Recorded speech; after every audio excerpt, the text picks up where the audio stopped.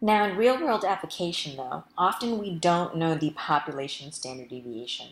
So we have to modify our confidence interval estimation process.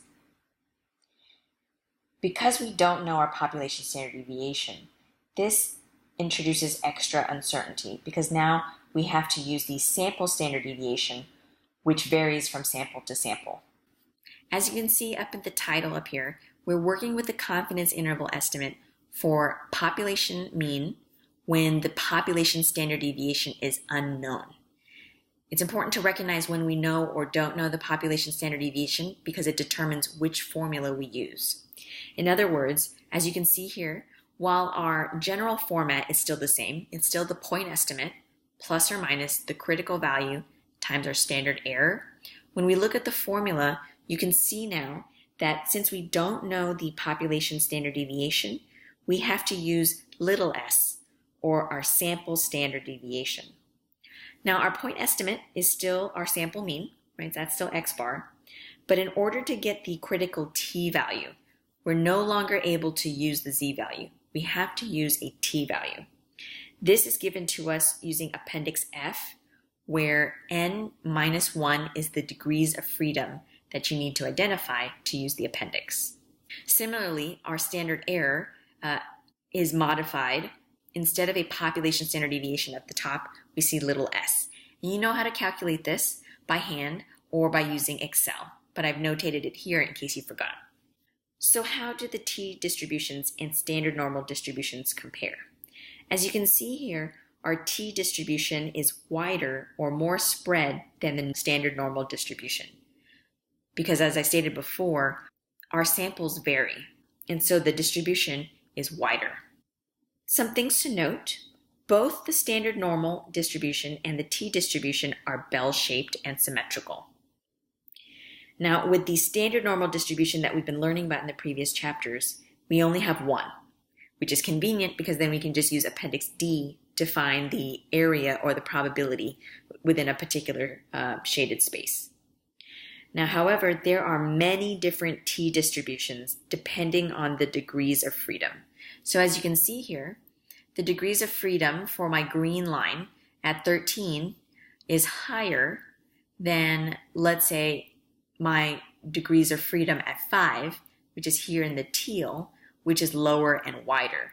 So depending on my degrees of freedom, it's going to change the shape of my curve.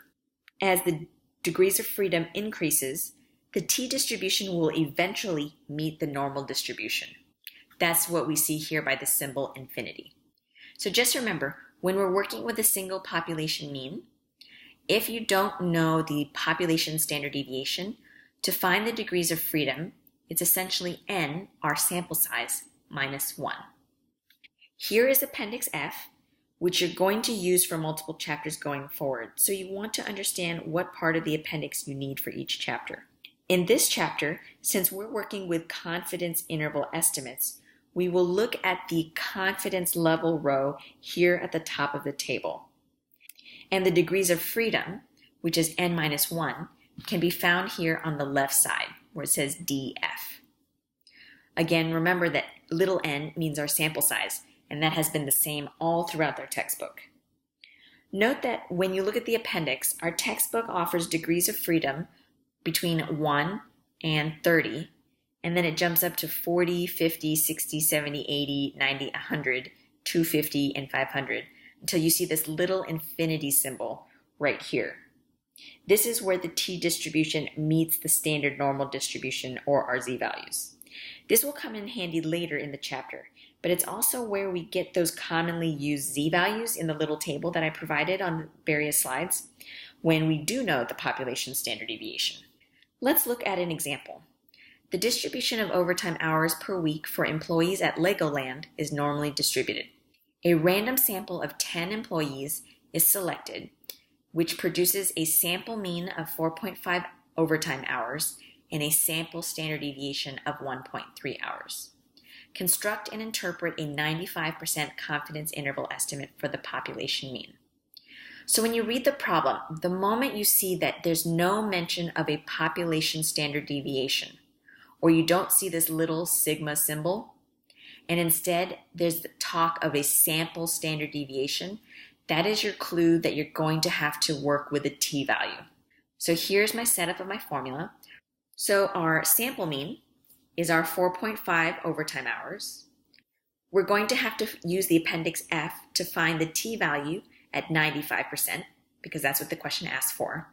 Our degrees of freedom is going to be based on our sample, or n-1. So our sample of 10 employees.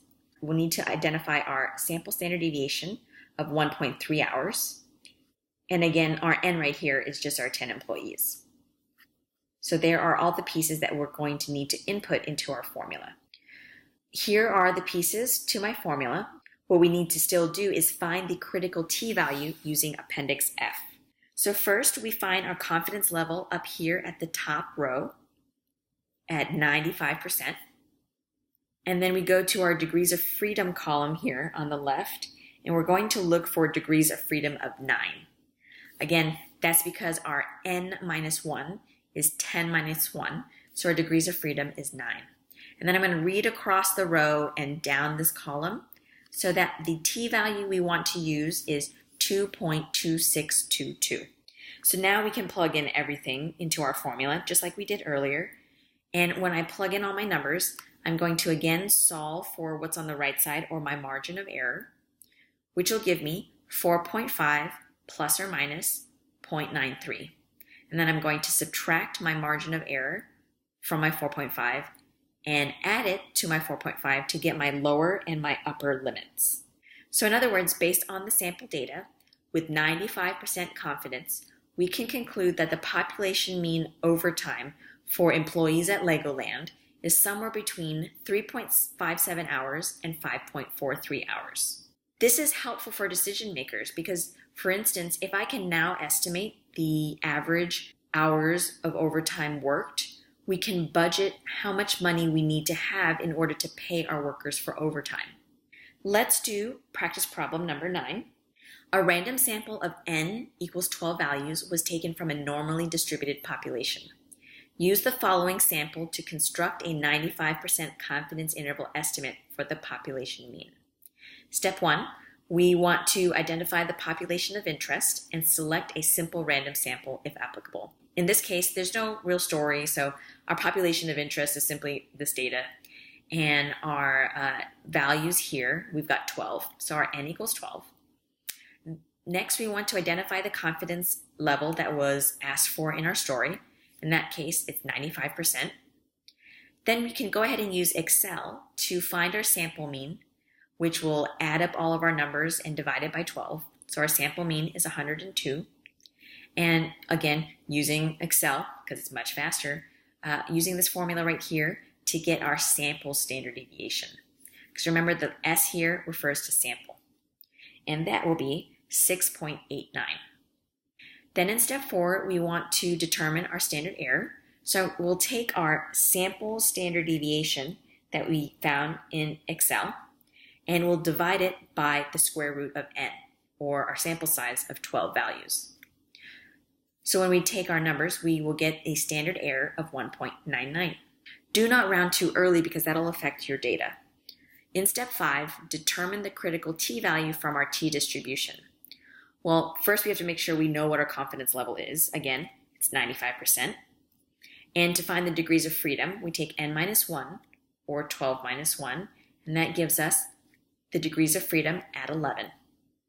Then you'll go ahead and go to the appendix F. So going in that top row, look for the confidence level of 95%, which is written as 0.95. And then going to the left column under DF, you'll look for row 11. So in the appendix, our t-value should be 2.201. Then you can go ahead and plug in all of our different variables into our formula here, and then solve for the margin of error, which is the right side of my formula. And so we'll get 102 plus or minus 4.38.